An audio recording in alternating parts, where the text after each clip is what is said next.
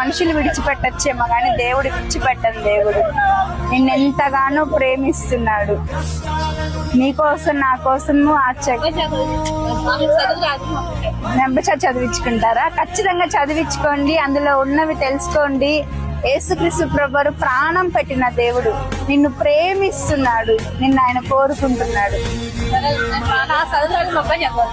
ఖచ్చితంగా చదివించుకోండి. యేసుక్రీస్తు గురించి తెలుసుకోండి. యేసుక్రీస్తు ప్రభువు నిజమైన దేవుడు. ఆయన మీకోసం ప్రాణం పెట్టిన దేవుడు. మిమ్మల్ని ఎంతగానో ప్రేమిస్తున్నాడు కాబట్టి దేవుడి మాటను మీ వద్దకు తీసుకొని వచ్చాడు. ఖచ్చితంగా చదవండి. ఎవరితో అయినా చదివించుకోండి. లేదంటే ఖచ్చితంగా అందులో ఉన్న మాటలు విలువైన మాటలు.